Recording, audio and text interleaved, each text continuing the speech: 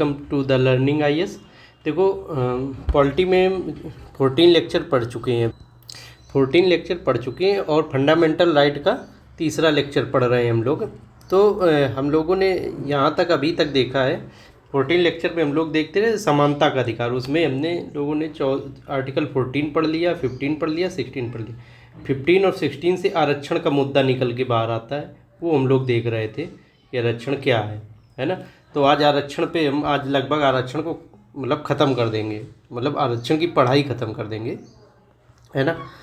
तो हम लोगों ने देखा था कल तक कि देखो ये लेक्चर 15 है ओवरऑल रूप में, 15वां लेक्चर, और फंडामेंटल राइट का ये चौथा लेक्चर है ना, पार्ट 4।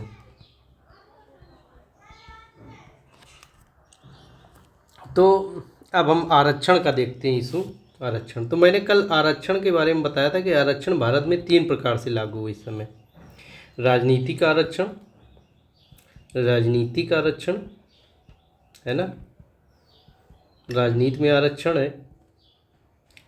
शैक्षणिक आरक्षण,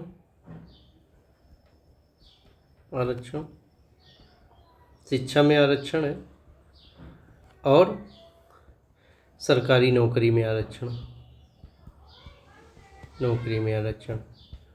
मतलब रोजगार में आरक्षण, है ना। 3 तरीके से हमारे यहाँ आरक्षण लागू है इस समय।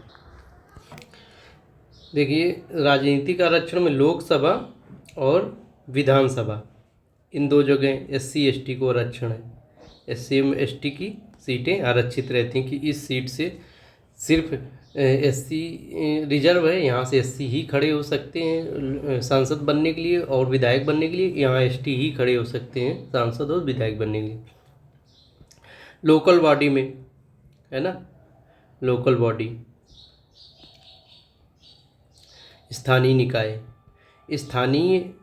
निकाय में SC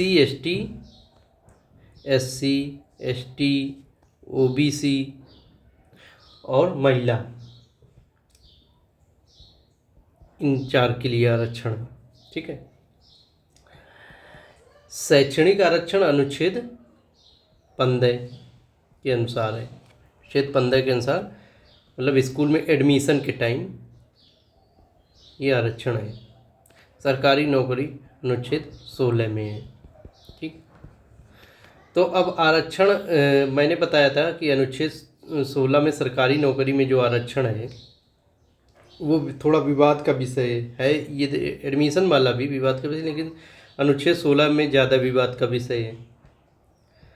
16 में तो उसमें जो अनुच्छेद 16 कल पढ़ाया था उसमें फिर उसके बाद सुप्रीम कोर्ट का इंदिरा साहनी केस आया। इंदिरा साहनी केस, तो सुप्रीम कोर्ट ने इस इंदिरा साहनी केस में 1992 में इंदिरा साहनी केस आए, 50% की कैप निर्धारित कर दी, कैप कि इसके ऊपर आप नहीं जा सकते हो, सीमा निर्धारित कर दी कि आरक्षण दो आप चाहे जितना दो, लेकिन इससे ऊपर नहीं जा सकते हो। इसके पहले हमने ये बताया था कि अनुच्छेद 16 के तहत OBC को आरक्षण मिला है मंडल कमीशन लागू होने के बाद 1990 में। VP सिंह की सरकार थी तब मिला आरक्षण 27% का। फिर आए कौन, PV नरसिम्हा राव,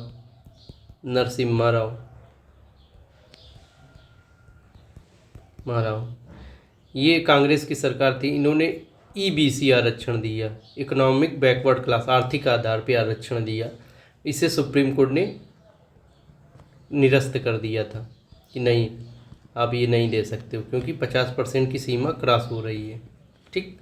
इतनी हमारी बात हुई थी। तो आज हम देखते हैं आर्थिक आधार पे आरक्षण। आर्थिक आधार पर आरक्षण, आर्थिक आधार पे यही बताया कि सबसे पहले तो ये किस वजह से आया, OBC को आरक्षण दिया गया। PV नरसिम्हा राव कांग्रेस की सरकार थी, उसने सवर्णों को खुश करने के लिए ईबीसी इकोनॉमिक बैकवर्ड क्लास का आरक्षण दिया, लेकिन उसे सुप्रीम कोर्ट ने निरस्त कर दिया कि ये आरक्षण अनुच्छेद 14 की भावना के अनुरूप नहीं है ना। अनुच्छेद 14 क्या कहता है? समान लोगों में समान व्यवहार, असमान लोगों में असमान, मतलब वंचितों के खिलाफ, गरीब और वंचितों के खिलाफ, वंचितों के लिए आप आरक्षण दे सकते हो, है, ये सामाजिक न्याय होगा। तो उन्होंने कहा था कि जो आप आर्थिक आधार पर आरक्षण दिए हो, इससे तो पूरी देश की जनता गरीब हो जा रही, पूरे देश की जनता इसके दायरे में आ जा रही। अभी जो EWS आरक्षण मिला है, इसमें EWS में लगभग 90% जनसंख्या आ गई, जो कंडीशन लगाई गई कि EWS कौन होगा। तो फिर क्या सभी को आरक्षण मिल जाएगा? तो फिर आरक्षण की मूल भावना ही खत्म हो गई ना। जब सब आरक्षित हैं तो फिर आरक्षण की मूल भावना खत्म, मतलब फिर लाभ मिलेगा ही नहीं सबको, फिर एक तरह से सब हो जाएंगे। तो इस वजह से सुप्रीम कोर्ट ने निरस्त कर दिया था। लेकिन 2019 में नरेंद्र मोदी सरकार ने आर्थिक आधार पे आरक्षण दिया, इकोनॉमिक बैकवर्ड क्लास नहीं,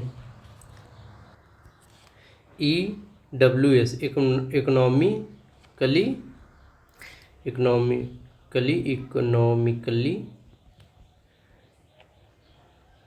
वीकर सेक्शन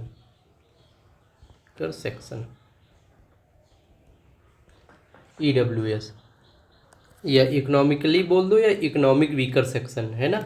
जो आर्थिक रूप से इकोनॉमिक मतलब आर्थिक पैसे, है ना, वीकर मतलब कमज़ोर, सेक्शन माने वर्ग, है ना। आर्थिक रूप से कमज़ोर वर्ग जिसके पास पैसा कम है, उन्हें 2019 में 103वां संविधान संशोधन लाया गया, कॉन्स्टिट्यूशनल अमेंडमेंट, और उसके द्वारा इन्हें आरक्षण दिया गया, है ना। इसमें 2 आर्टिकल जोड़े गए इसके द्वारा, 15(6) और 16(6), 2 आर्टिकल जोड़े गए। तो 15(6) में था कि शिक्षा संस्थाओं में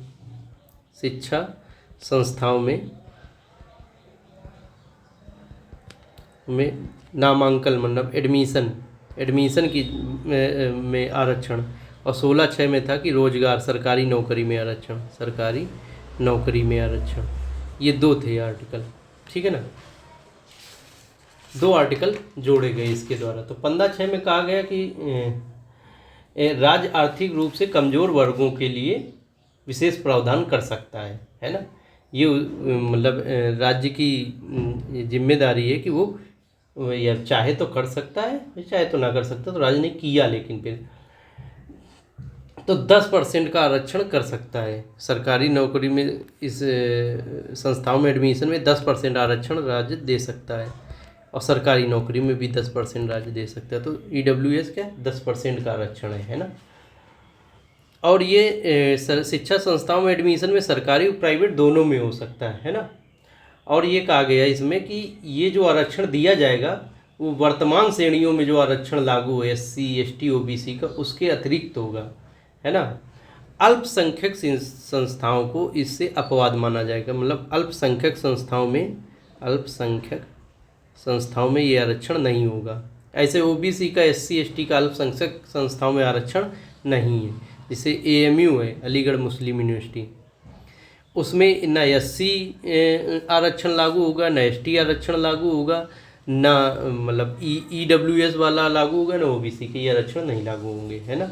क्यों? क्योंकि ये एक अल्पसंख्यक धर्म की, जो माया मुस्लिम धर्म की ये संस्था है, बताते इस्लाम धर्म से रिलेटेड है, इसलिए अल्पसंख्यक शिक्षा संस्थान इसे मान लिया गया है।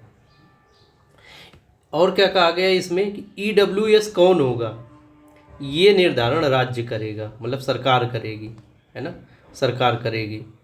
तो ये इसमें था। तो EWS के निर्धारण के लिए सरकार ने कौन कौन सी शर्तें बनाई? इतनी ढीली शर्तें आप देखो। 5 एकड़ से कृषि भूमि, परिवार की 5 एकड़ से कृषि भूमि कम हो, पूरे परिवार की, है ना। एक तो ये हो गया। दूसरा, 8 लाख प्रति वर्ष से कम आय, मतलब पूरे परिवार की 8 लाख रुपया एक साल 1 साल के लिए, एक वर्ष से कम आए, इससे कम होनी चाहिए 8 लाख से, है ना, 8 लाख से अधिक ना हो अगर आरक्षण पाना है। फिर क्या है, ऐसे ही तीसरा कि जो घर है, फ्लैट है, वो 1000 वर्ग फीट से ज़्यादा ना हो, वर्ग फुट से ज़्यादा ना हो, है ना। और ऐसे प्लाट इतना होना चाहिए, उतना होना चाहिए। और इसका परिणाम ये हुआ कि 90% भारत की जनसंख्या, 90% जनसंख्या EWS के तहत आ गई, ये हुआ। तो EWS का आरक्षण ले लो, चाहे OBC SC ST का आरक्षण ले लो। अगर आपने EWS के लिया तो वो तीनों नहीं मिलेंगे, SC ST OBC, और अगर जो इन तीनों का ले लिया तो फिर EWS का नहीं मिलेगा, ये है। तो EWS की इतनी कमज़ोर शर्तें बनाई गई, ठीक है। ये सब राजनीतिकरण है आरक्षण का। अब आप देखिए, ये मामला सुप्रीम कोर्ट में गया, है ना, क्योंकि आरक्षण की सीमा कितनी निर्धारित थी कि इंदिरा साहनी केस 1992 में, है ना, ये जो ऊपर बताया अभी, कहाँ गया,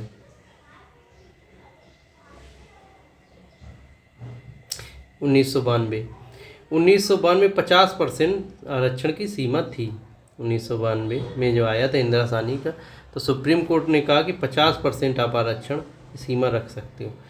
तो पहले OBC को कितना मिल रहा था, 27%, है ना, SC को 15%, ST को 7.5%, है ना। अब मोदी सरकार ने EWS को दे दिया कितना, 10%। तो कितना हो गया टोटल, 10 7, तो ये 59.5% हो गया। मतलब 50% की सीमा ये लांघ गया, मतलब 9.5% अधिक हो गया 50% से, जो सीमा निर्धारित कर रखी थी उससे अधिक हो गया। तो ये केस गया जनहित सुप्रीम कोर्ट में, जनहित अभियान केस 2022। तो जनहित अभियान केस 2022 में सुप्रीम कोर्ट ने इसमें निर्णय दिया। कल देखो मैं बताना भूल गया था, मुझे लगा अभी निर्णय नहीं आया, तो लेकिन 2022 में इसमें केस में निर्णय आया कि EWS आरक्षण सही है। सुप्रीम कोर्ट ने कहा इकोनॉमिक वीकर सेक्शन आरक्षण सही है, और ये इसे 50% की सीमा से बाहर रखा जा सकता है। जो इंदिरा साहनी केस में 50% सीमा निर्धारित की गई थी, इस सीमा से बाहर रखा जा सकता है, ठीक है।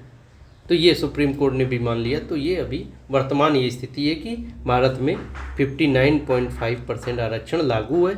OBC को 27%, SC को 15%, ST को 7.5% और EWS को 10%, ऐसा है, ठीक है ना। तो ये हुआ हमारे यहाँ। तो आरक्षण क्या है कि हमारे यहाँ आरक्षण के हमारे यहाँ जो संविधान है ना, वो 2 सिद्धांतों में बैलेंस बनाने की कोशिश करता है। एक इक्वलिटी मतलब सभी समान हो, एक है सोशल जस्टिस। ये दोनों अनुच्छेद 14 के तहत है। ये इक्वलिटी का कैसे लाता है, इक्वलिटी बिफोर लॉ के माध्यम से ला। और सोशल जस्टिस का इक्वल प्रोटेक्शन ऑफ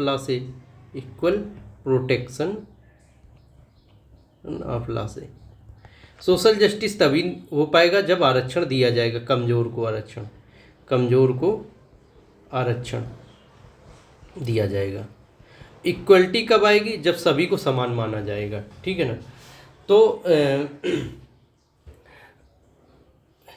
कई जो समानता के अधिकार वाले अनुच्छेद हैं 14 से लेकर 18 तक में, उनमें इक्वलिटी तो स्थापित करने की कोशिश की गई, लेकिन इनमें कई अपवाद देके 14 से लेकर 18 तक में कई अपवाद दिए गए हैं। इनमें अपवादों के द्वारा सोशल जस्टिस को भी स्थापित किया गया है, ऐसा बोला गया है ना, है। तो भारत में आरक्षण क्या है, जाति के आधार पे ज़्यादा है प्रमुख, और जो विदेशों में आरक्षण है, US यूके मतलब USA, United kingdom, Britain, France आदि में आरक्षण का तरीके अन्य हैं। जैसे वहाँ आर्थिक आधार पे ज़्यादा आरक्षण, क्योंकि वहाँ आर्थिक आधार पे ज़्यादा भेदभाव हुआ। लेकिन भारत में जात के आधार पे ज़्यादा भेदभाव हुआ, तो जात के आधार पर आरक्षण है। ठीक है ना। तो ये हुआ आर्थिक आधार पे आरक्षण की कहानी। अब हम लोग पदोन्नति पदोन्नति पदोन्नति में आरक्षण का मुद्दा देख लेते हैं, है ना। अच्छा, पदोन्नति में आरक्षण के पहले हम एक चीज़ और देखते हैं कि आर्थिक आधार पे आरक्षण सही है कि नहीं सही है। जात के आधार पे आरक्षण सही है या नहीं सही है ना। तो आर्थिक आधार पर आरक्षण सही है या नहीं, है ना। मतलब अब क्या भारत को जाति के आधार को आरक्षण छोड़ के आर्थिक आधार पे देना चाहिए कि नहीं देना चाहिए। मतलब ईडब्ल्यू आर्थिक ही आधार, आरक्षण का आर्थिक आधार ही कर दो, गरीब अमीर, है ना, जाति का आधार ना मानो। ठीक है ना। तो ये है कहने का तात्पर्य। तो इसके पहले पक्ष में तर्क देख लेते हैं। पक्ष में क्या क्या तर्क है। पक्ष में ये तर्क है कि ग्लोबलाइजेशन भूमंडलीकरण का मतलब है कि पूरी दुनिया एक हो रही है ना। कई विभिन्न तरीकों से जुड़ रही है। जैसे ये डिजिटल इंटरनेट द्वारा, डिजिटल द्वारा, व्यापार द्वारा आने जाने से मतलब एक हो रही दुनिया, एक गांव टाइप में बदल रही है। सब लोग एक दूसरे से जुड़ रहे हैं। तो जब भूमंडलीकरण आया है तो भारत में मतलब भूमंडलीकरण की प्रवृत्तियाँ कब लागू की गई। एलपीजी रिफॉर्म आए 1991 के करीब, 90 के करीब, 90 के दशक में है ना। एलपीजी, एल से मतलब लिबरलाइजेशन, पी से मतलब प्राइवेटाइजेशन, जी से मतलब ग्लोबलाइजेशन। तो ग्लोबलाइजेशन जब आया, जब बाहर का माल यहाँ आने लगा, यहाँ के लोग भी जाने लगे बाहर, वहाँ के लोग भी यहाँ नौकरी करने आने लगे, इंटरनेट से लोग जुड़े, तो जब बाहर का माल यहाँ आने लगा तो हमारे यहाँ असमानता और बढ़ी, विषमता और बढ़ी, मतलब इनइक्वालिटी और बढ़ी। गरीब और गरीब हुआ, अमीर और अमीर हुआ। कि मतलब जब ग्लोबलाइजेशन लागू हुआ तो यहाँ पे बड़ी बड़ी कंपनियाँ आई, बड़ी बड़ी कंपनियों ने मिलकर एक वेंचर बनाया। तो गरीबों के ऊपर मतलब गरीबों के कुटीर उद्योग, छोटे छोटे जो उद्योग हुए ख़त्म हुए, बड़ी बड़ी कंपनियाँ आई ना ग्लोबलाइजेशन में। छोटी छोटी कंपनियां ख़त्म हुई, बड़ी बड़ी कंपनियां डेवलप हुई। तो बड़ी बड़ी जब कंपनियां डेवलप होंगी तो उनके मालिक भी बड़े बड़े हो जाएंगे, और जब छोटे छोटे उद्योग ख़त्म होंगे तो ये छोटे छोटे वाले मालिक सब ख़त्म होते हैं, और छोटे उद्योग रोज़गार ज़्यादा देते हैं, बड़ी कंपनियां रोज़गार कम देती हैं। क्यों? क्योंकि बड़ी कंपनियों में मशीनीकरण की ज़्यादा भूमिका होती है। मतलब वहाँ पे एआई द्वारा, रोबोट द्वारा, इन सबसे उत्पादन बड़े स्तर पे किया जाता है। जबकि छोटी जो कंपनियाँ होती हैं, कुटीर उद्योग होते हैं, वहाँ पे जो है उत्पादन हाथों से या इंसान के माध्यम से ज़्यादा होता है। तो फिर भूमंडलीकरण में असमानता ज़्यादा बढ़ी, इनइक्वलिटी ज़्यादा बढ़ी। जब इनइक्वलिटी ज़्यादा बढ़ी तो गरीबी ज़्यादा बढ़ी, गरीब और गरीब हुआ, अमीर और अमीर हुआ। तो बोले कि भूमंडलीकरण के पश्चात, एलपीजी रिफॉर्म के पश्चात हमारे यहाँ जो है गरीबी ज़्यादा व्यापक तरीके से बढ़ी है। अब जाति उतना मुद्दा नहीं रह गया जितना गरीबी मुद्दा रह गया। तो इसलिए हमें गरीबी के आधार पर आरक्षण दे देना चाहिए कि ये पक्ष में तर्क हो गया। दूसरा तर्क, आर्थिक असमानता जो होती है, आर्थिक असमानता मतलब अमीर गरीब असमानता, वो अन्य असमानताओं को पैदा करती, जैसे राजनीतिक असमानता, है ना, सामाजिक असमानता, शैक्षणिक असमानता, स्वास्थ्य असमानता, ये सब पैदा करती है। अगर आपके पास पैसा नहीं, राजनीति क्या कर पाएंगे। अब तो राजनीति में मुख्य विषय पैसा हो गया। जिसके पास पैसा वो खूब खर्च करता है चुनाव में। सामाजिक असमानता, अगर आपके पास पैसा नहीं है तो आपका समाज में स्थान क्या कमज़ोर रहेगा, समाज आपको उतना ज़्यादा तवज्जो नहीं देगी। शैक्षणिक, आपके पास अगर पैसा कम है तो शैक्षणिक असमानता आएगी, मतलब आप शिक्षा अच्छी नहीं ले सकते। स्वास्थ्य की असमानता आएगी, स्वास्थ्य नहीं अच्छा ले सकते। तो ये है पर्यावरणीय असमानता आएगी, मतलब कि जो गरीब होता है उसमें पर्यावरण की ज़्यादा मार सहती है, मतलब वो एसी नहीं लगवा पाएगा। पर्यावरण क्या है, जैसे ग्लोबल वार्मिंग ज़्यादा बढ़ी, इस समय गर्मी बहुत ज़्यादा है, तो गरीब के ऊपर गर्मी का प्रकोप ज़्यादा है, क्योंकि उसके पास ना एसी है ना कोई सुविधा है, बाहर निकलता है तो पैदल साइकिल से निकलता है। तो ये गरीबों पे ये ज़्यादा जो आर्थिक असमानता होती है, अन्य असमानताओं को वो पैदा करती है, ये कहने का मतलब है। तो इस आधार पे आर्थिक असमानता को दूर करो तो अन्य असमानताएं अपने आप दूर हो जाएंगी। जाति की कोई मतलब नहीं, आर्थिक आधार पे फिर आरक्षण दे दो। तीसरा कौन सी है चीज़, तीसरी है भारत में के संविधान में सामाजिक न्याय के साथ साथ आर्थिक न्याय का भी उद्देश्य है ना, कि संविधान में सामाजिक न्याय दिया गया है कि सामाजिक न्याय होना चाहिए लोगों के साथ, मतलब आरक्षण दो, सामाजिक न्याय लाओ, कोई इनको बड़ा छोटा ना रहे, है ना। और कोई अगर छोटा है जात के आधार पर उसे छोटा किया गया है, अवसर से वंचित किया गया, तो उसे अवसर प्रदान करने चाहिए। मतलब सामाजिक न्याय यही हुआ ना, कि समाज में न्याय हो, ऐसा दिखे, है ना। तो कह रहे सामाजिक न्याय के साथ साथ आर्थिक न्याय भी है। तो आर्थिक न्याय है तो फिर आर्थिक न्याय, जब आर्थिक न्याय स्थापित करने का उद्देश्य है तो आर्थिक आधार पर आरक्षण दो। आर्थिक न्याय में क्या है कि न्याय मिले, लेकिन किस क्षेत्र में मिले, अर्थ के क्षेत्र में, पैसा के क्षेत्र में, मतलब पैसा में बराबरी कर दो। सामाजिक न्याय का मतलब न्याय मिले किसके, समाज के क्षेत्र में, मतलब समाज में आपकी सबकी बराबरी हो जाए। ये चौथा, वर्तमान समय में सरकार जो है अनेक योजनाएं आर्थिक आधार पे चलाती है ना। जो योजनाएं चल रही सरकारी योजनाएं ज़्यादातर आर्थिक आधार पे हैं, है ना। जैसे मनरेगा योजना क्या है, जो गरीबों को है उन्हें रोजगार सुनिश्चित करती है ना। NFSA एक्ट है ना, मतलब कि नेशनल फूड सिक्योरिटी एक्ट के तहत 5 किलो चावल, 5 किलो राशन गरीबों को दिया जाता है हर महीने, है ना। ये क्या है, ये गरीबों के लिए योजनाएं, तो गरीबों के लिए ज़्यादातर योजनाएं चलती हैं। तो जब गरीबों का आप इतने उत्थान करना चाहते हो तो फिर उन्हें आरक्षण भी आर्थिक आधार पर दो। ये है पक्ष में तर्क। 4-5 विपक्ष में तर्क क्या है, सबसे बड़ी चीज़ गरीबों की पहचानेंगे कैसे आप। जैसे आप कहेंगे हम आर्थिक आधार पे आरक्षण दे रहे हैं तो करोड़ों लोग खड़े हो जाएंगे, हम गरीब, सबसे पहले अमीर ही अपने आप को गरीब घोषित कर देगा। लोग अपनी संपत्तियां घोषित करके रखते हैं, खासकर शहरों में, पता ही नहीं चलेगा कि उनके पास कितनी संपत्ति है, बच्चों के नाम, रिश्तेदारों के नाम कर देते हैं और गरीब बने रहते हैं। तो आप जब उनके पास संपत्ति नहीं पता कर पाओगे तो फिर उन्हें कैसे अंदाज़ा लगा पाओगे कि ये इतना गरीब है ना। इतना भारत सरकार में, मतलब यहाँ भारत में इतना भ्रष्टाचार है। तीसरी चीज़ भ्रष्टाचार है इतना ज़्यादा कि लोग गरीबी के सर्टिफिकेट बनवा लेंगे आरक्षण। तो इससे क्या है, मूल उद्देश्य, आरक्षण का मूल उद्देश्य रह जाएगा। आरक्षण का जो मूल उद्देश्य है, आरक्षण का मूल उद्देश्य क्या है, मूल उद्देश्य कि सामाजिक न्याय स्थापित करना, समाज में न्याय हो, सब लोग बराबर हो, वो वाला तो आ नहीं पाएगा। फिर देखो अभी EWS में क्या 90% जनसंख्या आ गई भारत की, है ना। और हमारे यहाँ राजनीति ऐसी है कि वो इस चीज़ का राजनीतिकरण कर देगी, सबको गरीबे बना देगी। तो जब सब गरीब हो जाएंगे, सबको आरक्षण मिल जाएगा, तो फिर तो स्थिति वही हो गई ना कि आरक्षण दो चाहे ना दो, सब तो आ गए आरक्षण के दायरे में। आरक्षण का मतलब ये होता है कि कुछ विशेष जो कमज़ोर लोग हैं उन्हें विशेष सुविधा दे के ऊपर लाना। तो जब सभी को आरक्षण मिल गया तो किसी को विशेष सुविधा मिल ही नहीं पा रही है, ठीक है। ये है इसके विपक्ष में तर्क। ये पक्ष में तर्क आर्थिक आरक्षण के, विपक्ष में तर्क आप ऐसे दे सकते हो। तो ये हो गया आर्थिक आधार पर आरक्षण खत्म हमारा। अब हमने अभी कहा था कि पदोन्नति में आरक्षण, पदोन्नति में आरक्षण, ये वाला मुद्दा देख लेते हैं। पदोन्नति में आरक्षण क्या है,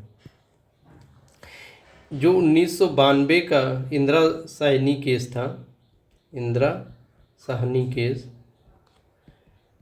इसमें सुप्रीम कोर्ट ने बोला था कि पदोन्नति में आरक्षण नहीं हम देंगे, पदोन्नति में आरक्षण किसी को नहीं मिलेगा, ठीक है ना।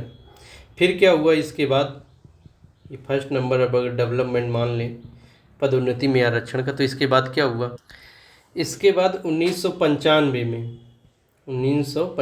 में 1992 में इंदिरा साइनी केस आया, पदोन्नति आरक्षण खत्म कर दिया कि नहीं, पदोन्नति में आरक्षण नहीं दिया जा सकता है। तो फिर सुप्रीम कोर्ट मतलब संसद ने 1995 77वां संविधान संशोधन कॉन्स्टिट्यूशनल अमेंडमेंट किया और कहा, और इसके द्वारा 4A जोड़ा गया, 4A जोड़ा गया है ना। 16 का एक उप अनुच्छेद मतलब कि सब क्लॉज है ना। तो 16 अनुच्छेद 16 सब क्लॉज 4A जोड़ा गया।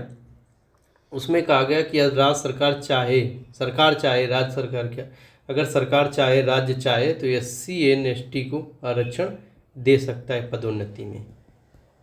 पदोन्नति में आरक्षण दे सकता है। तो फिर क्या सरकार ने किया, इसके बाद क्या किया, हाँ मतलब इसमें SC ST को था, OBC को पदोन्नति में आरक्षण नहीं था। इसके बाद क्या डेवलपमेंट आया, फिर 85वां संविधान संशोधन आया है ना, कॉन्स्टिट्यूशनल अमेंडमेंट 85वां, इसमें 2001 में आया 85वां संविधान संशोधन। इसमें 4A तो रखा गया, इसमें एक लाइन जोड़ दी गई, कहा कि आरक्षण जो है, पदोन्नति में आरक्षण अनुवर्ती ज्येष्ठता के आधार पे होगा, अनुवर्ती ज्येष्ठता है ना,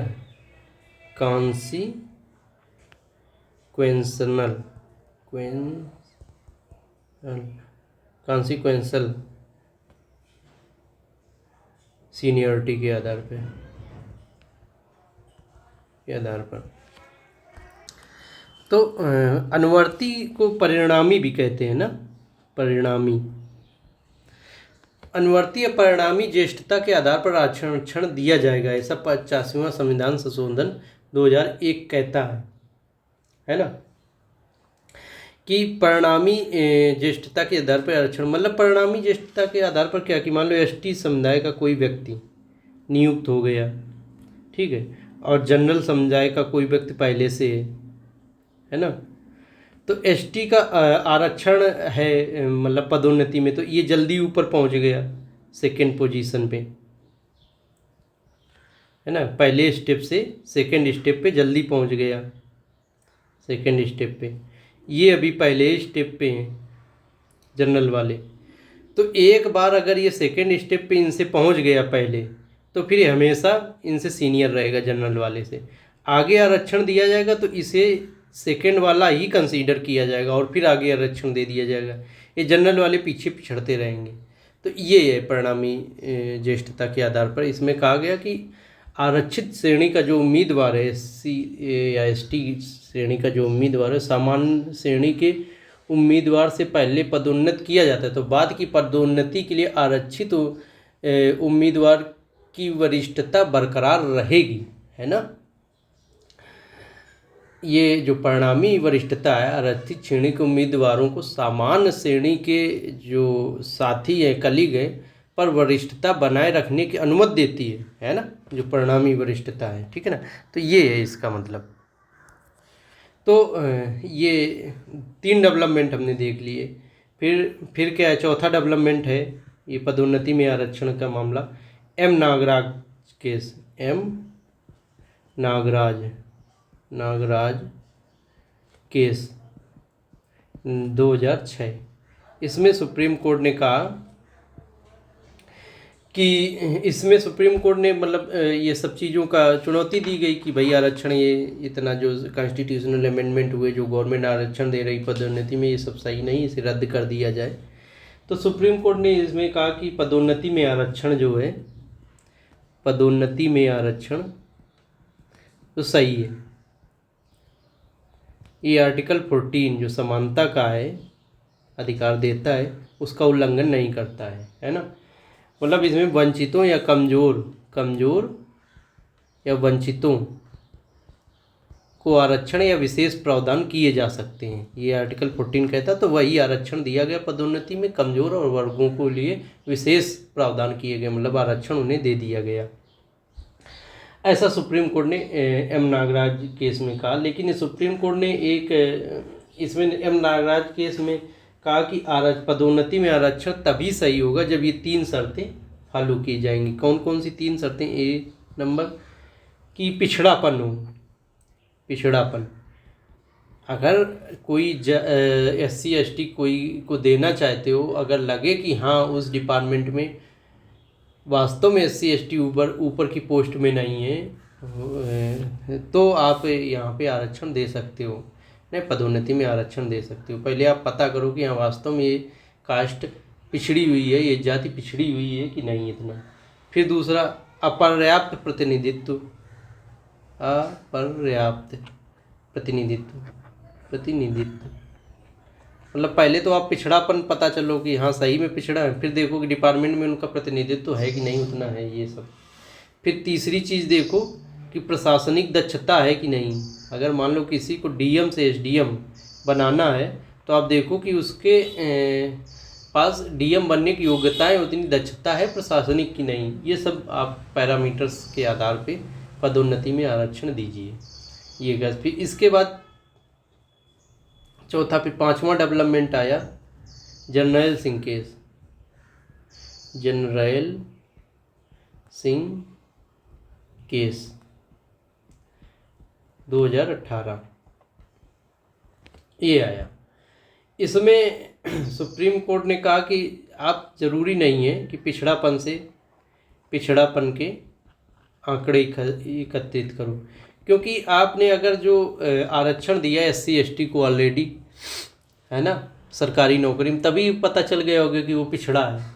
फिर अब दोबारा से जब पदोन्नति में जब आरक्षण दे रहे हो, तो पिछड़ापन के क्या आरक्षण एकत्रित करके वो डाटा आपको क्या ज़रूरी है? वो तो दोहराव हो गया ना, फालतू मेहनत।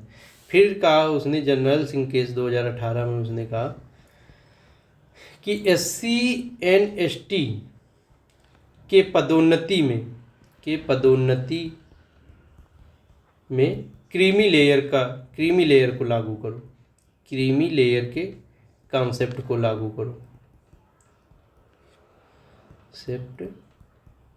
करो, ऐसा सुप्रीम कोर्ट ने बोल दिया कि क्रीमी लेयर का कॉन्सेप्ट लेके आओ। मतलब कि ये देख लो कि जिसे कई बार आरक्षण का लाभ मिल चुका है, उसे बार बार आरक्षण का, पदोन्नति में आरक्षण का लाभ ना मिले। ठीक है ना। तो क्रीमी लेयर के कॉन्सेप्ट को लागू करने का मतलब है कि जो SC ST क्रीमी लेयर में आते हैं, है ना, जिनकी आय अधिक है, उन्हें मतलब फिर इसमें पदोन्नति में आरक्षण मत दीजिए। ठीक है ना। टीना डाबी हैं, उन्हें पदोन्नति में आरक्षण नहीं मिलना चाहिए। ऐसा है कि जिन्हें आरक्षण का लाभ ले चुके हैं, है ना, टीना डाबी के माता पिता थे इसमें गवर्नमेंट सर्विसेज में अच्छी पोस्ट पे थे, तो वो क्रीमी लेयर के तहत आ गई। अब वो अगर IAS बन गई तो उन्हें पदोन्नति में आरक्षण नहीं मिलेगा SC होने के बावजूद। ठीक है। तो ये हो गया जर्नैल सिंह केस। जर्नैल सिंह केस का अभी शायद रिव्यू पिटीशन गवर्नमेंट ने डाली है, उस पर सुप्रीम कोर्ट ने डिसीजन नहीं दिया है कि गवर्नमेंट ने इस पर रिव्यू पिटीशन की, गवर्नमेंट नहीं सहमत होगी कि क्रीमी लेयर का कॉन्सेप्ट यहाँ लेके आओ। ठीक है। अब देख लेते हैं कि आरक्षण क्या एक मौलिक अधिकार है ना। आरक्षण जो है, आरक्षण पाना क्या फंडामेंटल राइट है? मतलब आप अनुच्छेद 32 के तहत न्यायालय जा सकते हो कि हाँ हमें आरक्षण मिलना चाहिए, हमारा मौलिक अधिकार है। तो आरक्षण मौलिक अधिकार है या नहीं, है ना, अधिकार है या नहीं, ये देख लेते हैं, है या नहीं।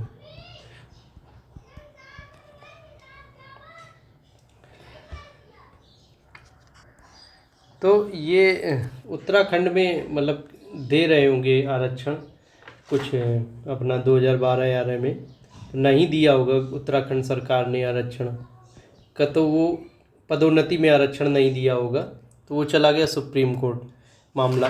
तो 2020 में सुप्रीम कोर्ट ने कहा कि आरक्षण हमारा चाहे पदोन्नति में हो चाहे वैसे हो, आरक्षण सरकारी नौकरी में आरक्षण हमारा मौलिक अधिकार नहीं है ना।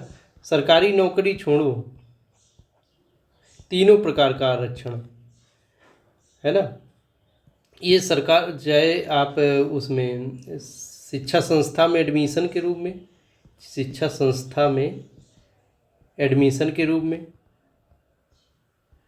एडमिशन के रूप में, चाहे आप सरकारी नौकरी के लिए, सरकारी नौकरी के लिए, है ना, चाहे सरकारी नौकरी में प्रवेश करते समय, मतलब एंट्री करते समय जब सरकारी नौकरी लग रही हो, या पदोन्नति के समय, इन सब में आरक्षण राज्य की इच्छा पर निर्भर करता है। कोई इस राज्य से ज़बरदस्ती नहीं मांग सकता है। क्यों? क्योंकि अनुच्छेद 16 और 15 दोनों में लिखा गया है कि राज्य ऐसा कर सकता है। अगर राज्य की इच्छा है तो आरक्षण दे, अगर राज्य की इच्छा नहीं है तो आरक्षण ना दे। 2020 में ही तमिलनाडु केस आया, तमिलनाडु केस। इसमें भी सुप्रीम कोर्ट ने कहा कि आरक्षण हमारा मौलिक अधिकार नहीं, और राज्य की इच्छा में डिपेंड है। 2020 में ये आया था मामला। इसमें भी यही बात उसने दोहरा दी कि आरक्षण के लिए आप कोर्ट में नहीं आ सकते कि हमें आरक्षण नहीं मिला, ये आपका मौलिक अधिकार नहीं, राज्य की इच्छा पे निर्भर है। ठीक है ना। अब एक आरक्षण में क्या है कि बैकलॉग वाला केस, आरक्षण में बैकलॉग का केस देख लेते हैं। बैकलॉग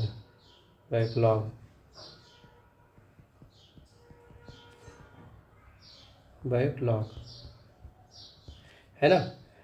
बैकलॉग का कैरी फॉरवर्ड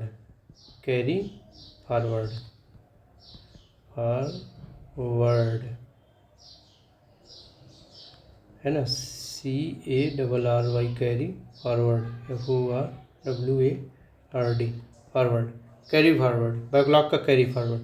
देखो कि 81वें संविधान संशोधन द्वारा, कॉन्स्टिट्यूशनल अमेंडमेंट द्वारा 16 ये कब आया 81वें संविधान संशोधन? ये आया सन 2000 में 16(4)B जोड़ा गया आर्टिकल, अनुच्छेद 16(4)B। इसमें कहा गया कि अगर SC ST OBC ये मतलब किसी कोई भर्ती निकली, इनसे संबंधित जितना आरक्षण के पद हैं, अगर उनमें उतने विद्यार्थी नहीं मिल रहे हैं, है ना, अगर विद्यार्थी नहीं मिल पा रहे हैं, जो अभ्यर्थी नहीं मिल पा रहे हैं, है ना, उतने काबिल लोग नहीं मिल पा रहे हैं कि कोई भर्ती का 27% OBC लोग भर सकें, 15% सीट जो भर्ती की होगी वो SC लोग भर सकें, है ना, 7.5% जो सीट होगी पूरी भर्ती की वो ST लोग भर सकें। ऐसा अगर नहीं मिल पा रहे हैं तो क्या है कि फिर वो सीट बनी रहेंगी, जो सीट बनी रहेंगी उन्हें कहेंगे बैकलॉग, है ना। बैकलॉग का मतलब हुआ पुराना कोटा, पीछे का कोटा। तो ये अगर सीट नहीं भर पा रही तो इसे बैकलॉग कहेंगे, बैकलॉग। तो अगली जो भर्ती निकलेगी उसमें ये बैकलॉग वाली सीटें जुड़ जाएंगी, वो SC ST OBC की। इसे क्या कहा गया कि कैरी फॉरवर्ड हो गई, कैरी फॉरवर्ड मतलब आगे चली गई, है ना। कैरी फॉरवर्ड माने आगे जाना, है ना, आगे चली गई, कैरी फॉरवर्ड हो गई। तो फिर इसमें क्या है कि अब अगली भर्ती निकलेगी तो SC ST OBC की सीट काफ़ी ज़्यादा हो जाएंगी, बहुत ज़्यादा हो जाएंगी। तो ये ऐसा लगेगा कि आरक्षण की सीमा किसी भर्ती में 50% लिमिट को क्रॉस कर रही है। तो उसमें कहा गया कि अगर जो किसी वैकेंसी में ऐसा लग रहा है SC ST OBC बहुत ज़्यादा सीटें हैं और 50% की आरक्षण की सीमा क्रॉस कर गई है, इसका मतलब उसमें पीछे वाली उसकी सीटें पड़ी हुई थी, तो इसमें ये 50% कैप को उल्लंघन नहीं माना जाएगा, ये कहा गया इसमें, है ना। और बैकलॉग को 3 वर्ष तक मतलब कैरी फॉरवर्ड किया जाएगा, भरी जाएंगी सीटें 3 वर्ष तक। ऐसे ही अगर 3 वर्ष तक भी SC ST OBC के कैंडिडेट नहीं मिलते हैं तो फिर उन सीटों को जनरल घोषित कर दिया जाएगा। ये है। तो ये इसका भी आलोचना होती है कि ऐसे तो आप कहेंगे मिल ही नहीं रहा, जनरल घोषित कर लेंगे, तो इसकी भी आलोचना है ये। तो अब हम आरक्षण का मूल्यांकन पक्ष देख लेते हैं ना, कि क्या है मूल्यांकन। या मूल्यांकन से पहले हम देख लेते हैं आरक्षण के करंट इशू क्या है, तो ज़्यादा सही है। तो आरक्षण के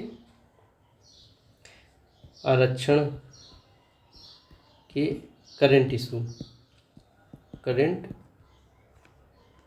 मतलब समसामयिक मुद्दे, है ना, करेंट इशू, मतलब वर्तमान में क्या आरक्षण से संबंधित मुद्दे चल रहे हैं, है ना। अभी चुनाव हुआ तो इसमें आरक्षण की बहुत बातें की गई कि मोदी जी कर्नाटक में कहते थे कि ओबीसी का आरक्षण छीन के कांग्रेस मुस्लिम को दे देगी वगैरह वगैरह, ये सब चीज़ें बोल रहे थे। तो उस करंट के मुद्दे ज़्यादा सही हैं, पढ़ लें। तो इसमें पहला जो करंट का मुद्दा आता है, पहला मुद्दा है कि कर्नाटक, केरल, है ना, कर्नाटक, केरल, इन आदि कई राज्यों में मुस्लिम, क्रिश्चियन, ये जैसे अल्पसंख्यक लोग काफ़ी पिछड़े हुए हैं, है ना। मुस्लिम, क्रिश्चियन, है ना, क्रिश्चियन, है ना, ये मतलब काफ़ी पिछड़े हुए हैं। क्रिश्चियन मतलब ईसाई लोग, है ना, ईसाई लोग ये काफ़ी पिछड़े हुए हैं। और और ये लोग ओबीसी का शायद आरक्षण पाते हैं। तो बीजेपी का कहना कि धर्म पे आरक्षण नहीं होना चाहिए, है ना, और कांग्रेस कहता है कि नहीं, आरक्षण होना चाहिए और 50% की सीमा मतलब लांघनी चाहिए आरक्षण में। अभी आरक्षण से उतना लाभ नहीं मिल पा रहा, 50% से ज़्यादा होनी चाहिए सीमा, है ना, क्योंकि कि SC ST OBC इन सबको मिला लिया जाए और अल्पसंख्यकों को तो 80% भारत की जनसंख्या पहुंच जाती है। और जबकि उन्हें आरक्षण कितना मिल रहा है, यही 50% के करीब। तो और इधर ये जो सामान्य वर्ग की जनसंख्या है वो लगभग 20% है, और उस किन सीटों पे लड़ रहे हैं, 50% सीटों पे। लेकिन इसका एक ये भी तर्क दिया जा सकता है कि जो SC ST OBC अपने कैटेगरी में ज़्यादा नंबर लेके आते हैं तो फिर वो जनरल में आ जाते हैं, वो उसमें नहीं काउंट होते हैं। तो इसका ये भी है ना कि जनरल में आ जाएंगे तो फिर वो जनरल में फाइट करने लगेंगे आके। तो आप कैसे कह सकते हो कि वो ये इन्हें ज़्यादा आरक्षण मिला हुआ है। तो ये है बात है। तो ये कोई बहुत तर्कशील नहीं बात है कांग्रेस की। और दूसरी बात है सब कैटेगराइजेशन, कैटेगराइजेशन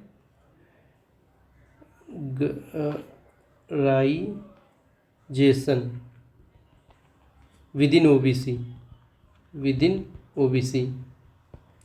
कि ओबीसी में आरक्षण को और मतलब नीचे तक लेके जाओ। जैसे कि ओबीसी में अभी कुछ ही जो मजबूत जातियाँ हैं वो आरक्षण का लाभ उठा लेती हैं, तो उन्हें मतलब ओबीसी में भी 27% जो आरक्षण मिला है उसमें भी कि इतने परसेंट, जैसे 15% इतनी जातियाँ पाएंगी, ये वाली जातियाँ फला फला फला फला, 5% ये वाली जातियाँ पाएंगी फला फला फला, जो बहुत ऊपर वाली जातियाँ हैं वो 2% आरक्षण पाएंगी।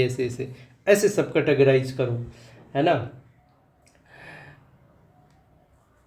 और मतलब कि ओबीसी के अंदर एक और कोटा क्रिएट करो ताकि कमज़ोर जो है ओबीसी उन्हें आरक्षण का मिल सके लाभ, है ना। इस संबंध में रोहिणी कमीशन भी गठित किया गया, सब कैटेगराइजेशन ऑफ ओबीसी का रोहिणी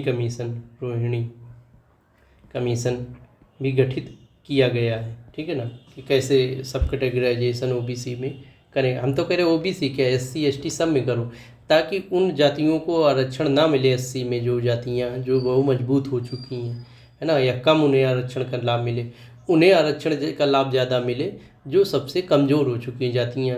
क्योंकि आरक्षण क्या है कि कमज़ोरों को मजबूत बनाना है, तो फिर कमज़ोरों को आरक्षण मिलना चाहिए, जाति के नाम पे मजबूत को आरक्षण ना मिले, है ना।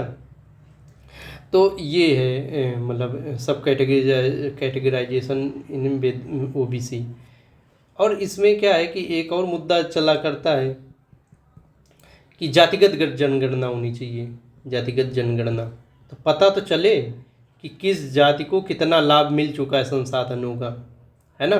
तो उस अनुसार फिर आरक्षण को और अच्छा किया जा सकता है, सामाजिक न्याय को और अच्छा किया जा। अभी देखो जो NDA सरकार, भाजपा तो सत्ता में बहुमत में आ नहीं पाई है, तो लेकिन नीतीश और वो आंध्र प्रदेश के चंद्रबाबू नायडू की पार्टी ये जातिगत आरक्षण के, नीतीश तो जातिगत आरक्षण के मतलब जातिगत जनगणना के बहुत पक्ष में है कि पहले तो जनगणना गिना जाए कौन किसको कितना देश के संसाधनों पे कब्जा है, किस जाति का कितना, फिर उसी अनुसार फिर आरक्षण या अन्य जो योजनाएं उन्हें लागू किया जाए।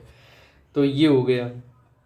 चौथा है कि SC ST में भी क्रीमी लेयर का कॉन्सेप्ट लाया जाए ओबीसी की तरह, है ना, क्रीमी लेयर का कॉन्सेप्ट। क्यों? क्योंकि SC ST में भी कई जातियां ऊपर हो गई हैं, काफ़ी धन संपन्न हो गई, तो उन्हें क्यों आरक्षण का लाभ मिले? उन्हें हटाओ। क्रीमी लेयर मतलब मलाई मलाई जैसी परत ऊपर आ जाती है बढ़िया, उसे हटा दो, आरक्षण का लाभ उसे ना दो। रिलीजन के आधार पे भी आरक्षण होना चाहिए। ऐसा नहीं कि आप रिलीजन यहाँ देश यहाँ मुस्लिम हो गए तो आपको आरक्षण मिलेगी नहीं, चाहे जितने गरीब हो चाहे जितने पिछड़े हो, तो रिलीजन के आधार पे भी आरक्षण हो। देखा जाए कि कौन सा रिलीजन सबसे कमज़ोर है ना। मान लो बौद्ध धर्म बहुत गरीब होता, बहुत कमज़ोर होता, तो उसे भी आरक्षण दे दो। तो ये रिलीजन के आधार पर भी आरक्षण मिल जाना चाहिए, खासकर अल्पसंख्यक जो रिलीजन है ना। बहुसंख्यक नहीं, हिंदू धर्म को नहीं आरक्षण नहीं, हिंदू धर्म में तो ज़्यादातर जनसंख्या आ ही जाएगी, है ना। और क्या मुद्दा चलता है कि जो SC ST है ना, जो SC लोग हैं, जो दलित लोग हैं SC, वो दूसरे धर्म को अपना लिए हैं, बौद्ध हो गए या क्रिश्चियन हो गए हैं, है ना, क्रिश्चियन हो गए हैं, उन्हें आरक्षण का लाभ नहीं मिल पाता है ना। वो मतलब आरक्षण का लाभ खो देते हैं धर्म बदलने पे। SC का जो आरक्षण 15% मिलता है वो फिर 15% के दायरे में नहीं आते हैं अगर धर्म बदल लेते हैं। तो कहीं ऐसा नहीं होना चाहिए, उन्हें लाभ मिलते रहना चाहिए ना। लाभ तो उनका सामाजिक शैक्षणिक पिछड़ापन की वजह से, धर्म के पिछड़ापन की वजह से तो उनको कोई लाभ है नहीं, तो फिर धर्म का आधार क्यों बनाया जा रहा है जब वो धर्म बदल दे रहे हैं। इसके संबंध में KG बालाकृष्णन कमीशन गठित किया गया है, कृष्णन कमीशन आयोग है ना, कमीशन गठित किया गया है। कांग्रेस जैसी जो पार्टियां हैं जो सामाजिक न्याय के ज़्यादा पक्ष में रहती हैं, वो कहती हैं कि आरक्षण की जो 50% कैप है ना, सीमा है, उसे हटाया जाए, है ना। जो इंदिरा साइनी केस में सुप्रीम कोर्ट ने दिया है 1992, 50% से अधिक आरक्षण नहीं होना चाहिए कुल मिला के, तो उसे हटाया जाए। ये सुप्रीम कोर्ट एक और मुद्दा ले लेते हैं, देखो ये बहुत मतलब ज्वलंत मुद्दा है कि 2015 में सुप्रीम कोर्ट ने बोला राम सिंह केस कब? 2015। इसमें कहा कि आरक्षण को अब और तर्कसंगत बनाया जा सकता है। जो नई चुनौतियां आई हैं, जैसे ट्रांसजेंडर के प्रति बहुत भेदभाव होता, ट्रांसजेंडर है ना, या अन्य गे, लेस्बियन, इन सब के प्रति जो भेदभाव होता है, ये गे लेस्बियन ये सब क्या है? सेक्सुअल ओरिएंटेशन वाले लोग हैं, सेक्सुअल ओरिएंटेशन वाले लोग हैं। अब ये अपने सेम सेक्स की तरफ ज़्यादा झुकाव रखते हैं, है ना। तो ये सुप्रीम कोर्ट का कहना है कि अब जैसे बहुत ज़्यादा नए चैलेंजेस आए, उनके अनुसार आरक्षण मिले, है ना। अब तक जो छोटे समुदाय, पिछड़े समुदाय, ट्रांसजेंडर आदि को भी रिजर्वेशन देना चाहिए, क्योंकि इन पे अब बहुत ज़्यादा अत्याचार हो रहा है ना ट्रांसजेंडर के प्रति। देखो उन्हें नौकरी नहीं मिलती, शिक्षा में क्या कोई स्कूल में बैठ के कोई पढ़ाएगा ट्रांसजेंडर? पढ़ने देंगे? और अगर पढ़ने एडमिशन भी हो गया, क्या बच्चे उनके साथ सही व्यवहार करेंगे अन्य स्टूडेंट? तो ये है ना, तो इन पे ज़्यादा अत्याचार है। SC ST पे अब उतना अत्याचार नहीं रह गया, लेकिन ट्रांसजेंडर पे अभी भी अत्याचार उतने बरकरार है। तो ये कहा गया कि इन्हें भी डेवलप होने का मौका मिले। ट्रांसजेंडर कोई अपने मन से तो बन नहीं जाता है ना, प्रकृति है ना, नेचर, किसी को भगवान ऐसा बना सकता है। तो इस वजह से सुप्रीम कोर्ट ने कहा कि अब आरक्षण को और तर्कसंगत बनाने का समय आ गया है। तो ये है आरक्षण से संबंधित जो करंट मुद्दे हैं। अब आरक्षण का मूल्यांकन और देख लेते हैं। आरक्षण का तो आरक्षण फिर हमारा टॉपिक ख़त्म हो जाएगा। आरक्षण का मूल्यांकन सही है, गलत है, क्या नहीं, ये देख लेते। तो पहले पक्ष देख लेते हैं कि आरक्षण के पक्ष में क्या तर्क है कि पर आरक्षण सही है कि गलत है, क्या है। तो आरक्षण कह रहे हैं अवसर की समानता लाता है, अवसर की समानता, है ना, कि मतलब जो पीछे छूट गए विकास की दौड़ पे, जो कमज़ोर हैं, तो उन्हें आरक्षण दे के आगे बढ़ाया जा सकता है, मजबूत किया जा सकता है। ये आर्टिकल 14 का जो मेन थ्योरी है, मेन दर्शन है, मेन थीम है, उसके अनुरूप है आरक्षण, है ना। उसमें कहा गया कि कमजोरों के प्रति राज्य विशेष प्रावधान कर सकता है, उन्हें आरक्षण दे सकता है। कह रहे भारत में जो जातियां हैं, पिछड़ी जातियां हैं या बैकवर्ड जो पिछड़ी जातियां हजारों वर्षों से शोषण वंचन का शिकार रहे, SC ST OBC वाली जातियां हैं, तो उन्हें आरक्षण दे के समाज में मतलब कि बराबरी लाई जा सकती है। मुआवजा देने के प्रकार का है। तो पिछड़ी जातियों का जो जातियों पर अत्याचार हुआ है उन्हें एक प्रकार से मुआवजा दिया जा रहा है कि आपका बहुत अत्याचार हुआ, आप भी अब अपना डेवलपमेंट करो, है ना। कह रहे हैं कि भारत में कि चाहे SC हो, चाहे ST हो, चाहे OBC, इन तीनों का अगर देखा जाए सरकारी या प्राइवेट नौकरियों में, तो उनकी जनसंख्या के आधार पर प्रतिनिधित्व नहीं है, प्रतिनिधित्व कम है। तो प्रतिनिधित्व कम क्यों है? प्रतिनिधित्व कम क्यों है? क्योंकि उनकी वो पिछड़े हैं, सामाजिक रूप से, शैक्षणिक रूप से उतना पढ़ लिख नहीं पाते कि नौकरी पा जाए। तो इनका प्रतिनिधित्व बढ़ाने के लिए मतलब आरक्षण दीजिए आप। तो ये है आरक्षण का मुद्दा, है ना। अब पक्ष विपक्ष में तर्क देख लेते हैं। तो पक्ष में देख लिए तर्क, है ना। और क्या कर सकते हैं आरक्षण के द्वारा? सामाजिक न्याय, मगर पक्ष में देखा जाए तो सामाजिक न्याय स्थापित किया जा सकता है ना। सामाजिक न्याय स्थापित किया जा सकता, अगर आरक्षण होगा, है ना, सामाजिक न्याय हो जाएगा, सब लोगों को लगेगा नहीं हमारी भी सुनी जा रही है, तो फिर ठीक है। नहीं तो फिर क्या आदमी को लगता है कि अगर हमारे अधिकारों को उपेक्षित किया जा रहा है तो फिर वो क्राइम की तरफ चला जाएगा। तो आरक्षण क्राइम को भी कम करता है ना। तो ये चीज़ें आरक्षण के पक्ष को में तर्क देख लिए। विपक्ष में तर्क देखते हैं। पहला विपक्ष में तर्क है अवसर की समानता को कम करता है। अवसर की समानता, आरक्षण अवसर की समानता को कम करता है। कैसे? कि मान लो कोई वैकेंसी निकली, सभी ने फॉर्म डाले, लेकिन एक जनरल कास्ट का व्यक्ति है, उसके 90% 90 नंबर आए 100 में, है ना। और एक SC कास्ट का है, 100 में 70 आए। 70 वाले का सिलेक्शन हो गया आरक्षण के द्वारा, लेकिन 90 वाले का सिलेक्शन नहीं हुआ। तो क्या है, अवसर इक्वल नहीं रह गए ना। ये तो जल्दी SC वाला फ़ायदा पा गया, तो अवसर की समानता कम हो जाती है आरक्षण में, है ना। आरक्षण में फिर क्या, योग्यता की उपेक्षा होती है। योग्यता की उपेक्षा, यहीं देख लो, जनरल कास्ट का बच्चा 90 नंबर लाया, फिर भी नहीं नौकरी पा रहा है, और वो 70 नंबर से पा रहा। 90 वाला ऑब्वियसली योग्य होगा, लेकिन उसे नहीं मिल पा रही नौकरी, तो वो देश की सेवा पर प्रभावित होती है ना। देश की क्वालिटी प्रभावित होती है, GDP कम आएगी, अच्छे निर्णय नहीं ले पाएंगे जब अच्छे अधिकारी नहीं होंगे। तो इससे गुणवत्ता प्रभावित, विकास में बाधा आती है ना। गुणवत्ता कम होती है एंड विकास में बाधा आती है ना। अच्छे कर्मठ लोग नहीं पहुंच पाएंगे, अच्छा टैलेंट नहीं पहुंच पाएगा, ठीक है। भारत में आरक्षण की व्यवस्था का राजनीतिकरण हो गया है। राजनीतिकरण, जिन जातियों ने आरक्षण का भरपूर फायदा उठा लिया है, उन जातियों को भी नहीं हटाया जा रहा आरक्षण की सेमी से। क्रीमी लेयर की ऐसी कंडीशन बना दी कि क्रीमी लेयर का कोई मतलब है नहीं रह गया, सब क्रीमी लेयर से बाहर है, मतलब क्रीमी लेयर में कोई आ ही नहीं पा रहा है। तो ये है, आरक्षण का राजनीतिकरण बहुत होता है। कोई पार्टी आरक्षण के मुद्दे पर बोलना तक नहीं चाहती, उसे लगता मेरा सब वोट बैंक कट जाएगा। तो ये है आरक्षण के मतलब विपक्ष में तर्क। तो आज के लिए इतना ही। अब आरक्षण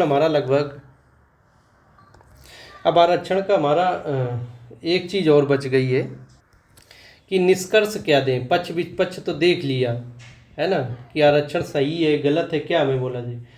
तो ये बोलना चाहिए कि एक दर्शन के तौर पर, एक कॉन्सेप्ट के तौर पर, है ना, आरक्षण सही व्यवस्था है। क्यों आरक्षण सही व्यवस्था है? क्योंकि ये सामाजिक न्याय को बढ़ावा देता है ना। सामाजिक न्याय को बढ़ावा देता है, ये सामाजिक न्याय से प्रेरित है, इसे बढ़ावा देता है ना। लेकिन इसका व्यवहारिक क्रियान्वयन में कुछ त्रुटियां हैं, ऐसा फिर बोल देना चाहिए कि कुछ त्रुटियां हैं जिन्हें दूर किया जा सकता है, तो इससे आरक्षण और तर्कसंगत हो जाएगा। तो जैसे पहले क्या है कि सिर्फ आप आरक्षण ही ना दो, लोगों को मजबूत करने के लिए SC ST OBC इन लोगों को मजबूत करने के लिए आप अन्य चीज़ों को भी करो। मतलब शिक्षा इतनी अच्छी कर दो देश की कि आरक्षण की ज़रूरतें न पड़े, कि शिक्षा संस्थाओं में आरक्षण का मुद्दा, हर हर स्कूल अच्छा पढ़ाएगा तो फिर क्या आरक्षण का मतलब रहे। उन्हें अच्छा स्वास्थ्य दो, तो ये क्या है, ये मानव संसाधन अच्छे बन जाएंगे, तो फिर इन्हें जब ये मजबूत हो जाएंगे तो आरक्षण की क्या ज़रूरत है रह जाएगी। तो कह रहे हैं कि आरक्षण के साथ साथ सामाजिक और आर्थिक न्याय के सभी साधनों का प्रयोग वंचितों के उत्थान के लिए करना चाहिए। ऐसे एक समग्र नीति की टाइप में होनी चाहिए मतलब, तो फिर वो आरक्षण का और तर्कसंगत हो जाएगा। ऐसा मतलब सुझाव आप दे सकते हैं। आरक्षण की व्यवस्था क्या होनी चाहिए, गतिशील होनी चाहिए, डायनेमिक होनी चाहिए, रिजिड नहीं होनी चाहिए कि जब मतलब जिन लोगों को आरक्षण का लाभ जिन जातियों को मिल गया है उन्हें आरक्षण से आप बाहर करो, फिर उन जातियों को दो जो जिन्हें वास्तव में आरक्षण का लाभ नहीं मिला है। क्रीमी लेयर का निर्धारण तार्किक रूप से होना चाहिए, है ना। ऐसे नहीं कि ऐसा निर्धारण कर दो कि कोई क्रीमी लेयर में आ ही नहीं रहा तो क्रीमी लेयर का कांसेप्ट लाने से क्या फ़ायदा है। तो तार्किक रूप से जब क्रीमी लेयर का निर्धारण होगा तो फिर वो लोग आरक्षण से बाहर हो जाएंगे जो आरक्षण का लाभ ले चुके हैं, और उन्हीं लोगों का आरक्षण मिलेगा जो वास्तव में आरक्षण के हकदार हैं। तो ये सब आरक्षण के उसमें है कि, और भूमंडलीकरण जो में अभी जो भूमंडलीकरण का दौर चल रहा है उसमें मतलब गरीबी बहुत बढ़ के आई है, तो क्या आर्थिक आधार पे भी आरक्षण पे फोकस किया जा सकता है ना। और एक चीज़ है कि आर्थिक और जाति दोनों आधारों को मिक्स करके आरक्षण दो। कई जातियां वास्तव में पूरी तरीके से गरीब हैं तो उन्हें मिक्स करके देख के एक समग्र नीति होनी चाहिए आरक्षण पे। ये हमारा हो गया। तो आरक्षण के लिए इतना हो गया, एक क्लास बहुत है, तो इससे ज़्यादा नई मुद्दे उभर के आएंगे। ये समसामयिक मुद्दे भी डिस्कस कर दिए, पहले क्या हुआ वो भी डिस्कस कर दिए। तो आज के लिए इतना ही। Thank you very much.